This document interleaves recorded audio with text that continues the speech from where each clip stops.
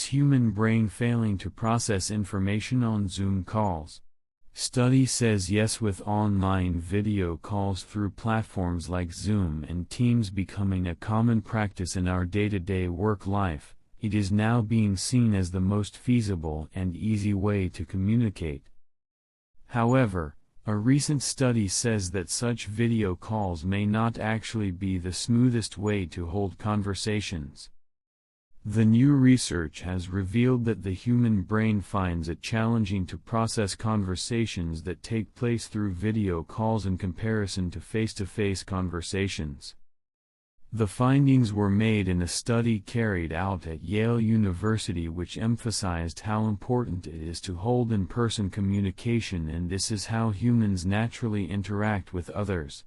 The social systems of the human brain are more active during real live-in-person encounters than on Zoom, stated neuroscientist Joy Hirsch, who is the senior author of the published paper. Online representations of faces, at least with current technology, do not have the same privileged access to social neural circuitry in the brain that is typical of the real thing, he added.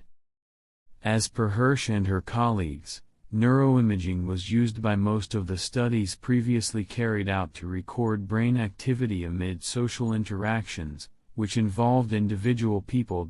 In this study, the researchers carried out a comparison between how people interacted with one another in real time.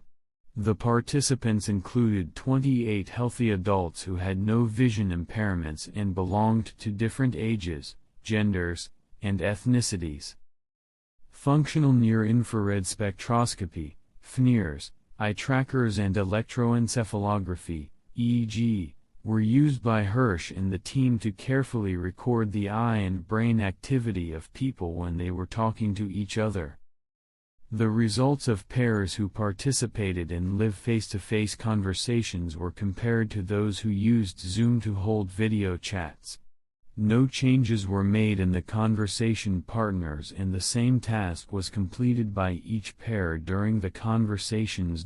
In comparison to interactions which took place on Zoom, face-to-face discussions saw an increase in signal in the brain's critical area, which is called the dorsal parietal region. Pupil diameters were generally larger for in-person faces than for virtual faces, suggesting increased arousal for in-person faces. In addition, the magnitudes of the pupil responses were reciprocated by partners, stated the team. Overall, the dynamic and natural social interactions that occur spontaneously during in-person interactions appear to be less apparent or absent during Zoom encounters. This is a really robust effect, explained Hirsch.